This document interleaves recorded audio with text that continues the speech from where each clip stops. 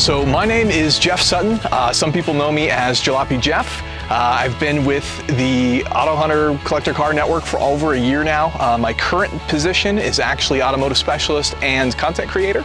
And my sort of fun car behind me here is a 1984 Porsche 944. So I've been into cars as long as I can remember. My dad actually has a few different classic cars. He was going to various car shows in a small city in the middle of nowhere in California called Ridgecrest, near Death Valley. So there's not much else to do there other than really check out cars. I mean, there's tons of automotive related memories with my dad in terms of taking road trips up north to Washington State and Idaho, obviously working on cars together and going to car shows when there were just various classic rock bands and things like that.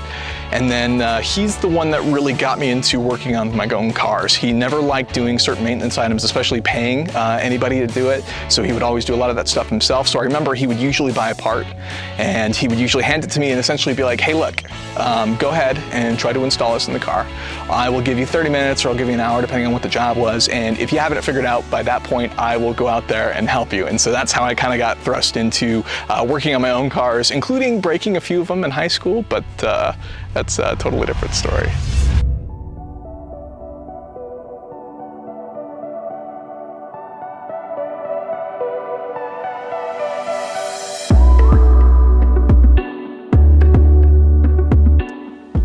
Yeah, so why did I start creating content? That's a very good question. I think that's one of those things that once you have such a passion for something, it really seems like the only option whenever you want to start. I guess give yourself a reason to either research something or even if you want to share that knowledge with somebody else. At some point in college, with all of, in Flagstaff, there's not a huge car culture. There's of course some stuff here and there, but there wasn't a lot of car shows. And like I said, I grew up in a small town, so I didn't really have huge car show culture like you see in some of these other areas, especially down here in Phoenix. But I decided I wanted to start creating content as an outlet and a reason to start pursuing some of the stuff I did. I met some people that introduced me to some of the car scene stuff down here. And at some point I realized that there's such an incredible community down here of stuff that I wanted to start creating as an outlet to just start, I guess, getting information out there. And it's just something that I guess I'm so enthusiastic about that I just really enjoy doing it. So it's more of a hobby for me than I see it as an outlet for anything else. Yeah, so my strongest brand is probably on TikTok. Obviously everything goes to the other social network stuff, but that one is currently at, I want to say 94.6 thousand, somewhere in there. And that's not that big in the grand scheme of things until you think about the fact that like 5,000 people can fill some stadiums, which is kind of a weird way to put it in perspective. So you wouldn't expect to run into anybody, but actually there has been a few times at some local car shows and things where I have run into people or even had people yell Jalopy Jeff as they recognize the 944 when leaving some of the meets. And I've even had somebody tell me they took the Hot Wheel version of the car and then painted it to look like my car. And so I think that's super cool, knowing, you know, getting feedback from people watching your stuff, I think is one of those things that is sort of like a surreal moment of like thinking like, man, you know, who would have thought that people would watch some of the stuff that you just throw up on the internet there. It's cool that it kind of resonates with other people out there and it makes you feel, I guess, more connected to the car community.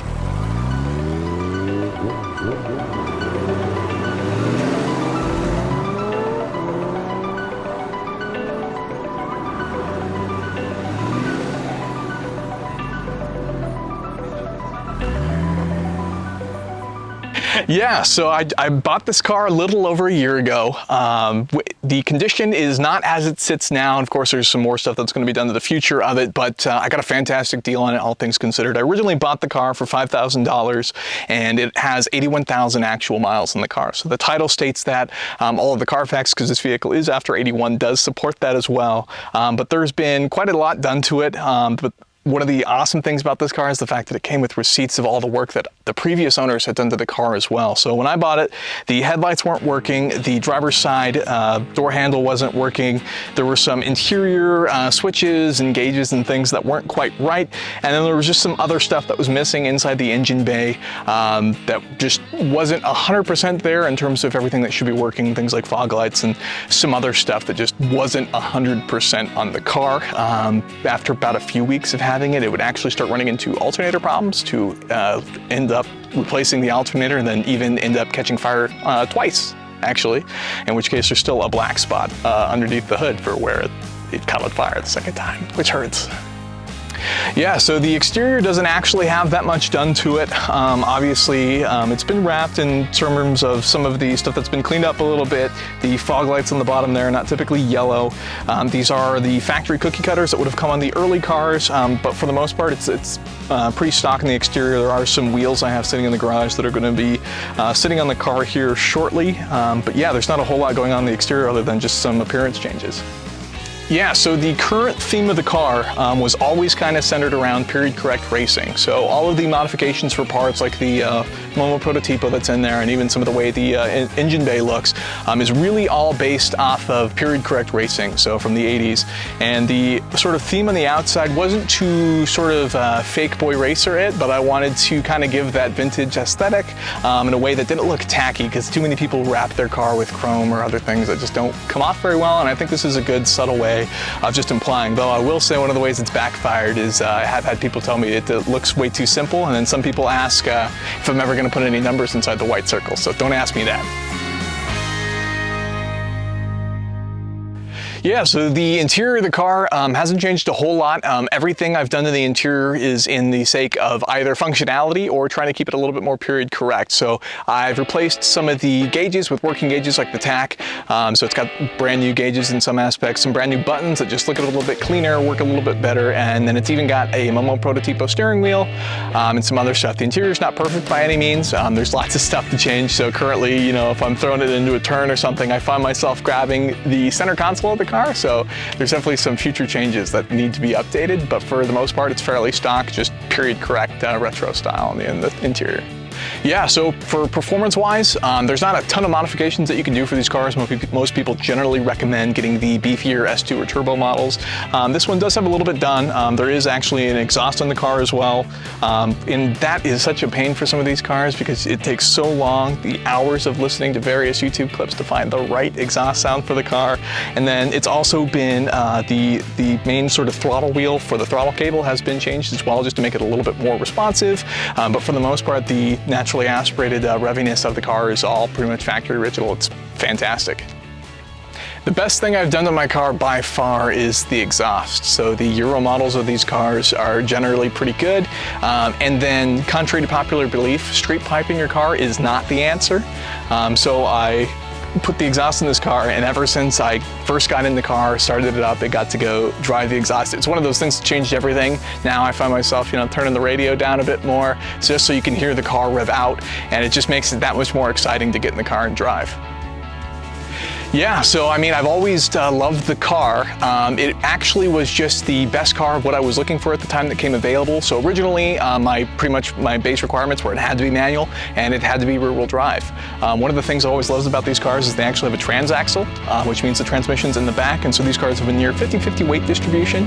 And it's kind of cool getting to own a car that, let's say, kind of breaks a sort of niche. When a lot of people think of Porsche, they generally think of the 911, and so it's always nice being able to drive something that kind of upsets, I guess, what you would consider the main demographic.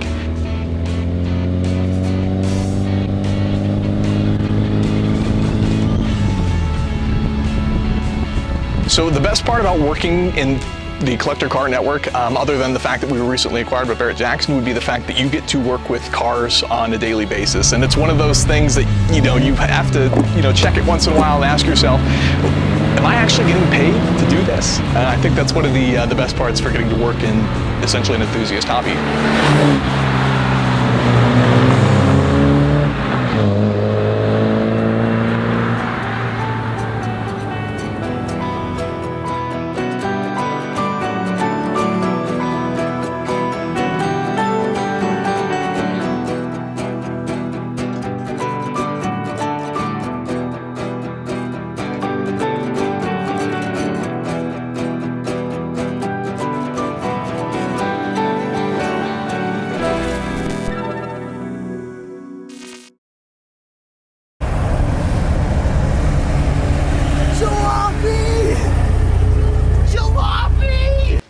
Cool. Yeah, that's fine. That's fine with me. Oh, that feels good to walk away. I can't feel my goddamn legs.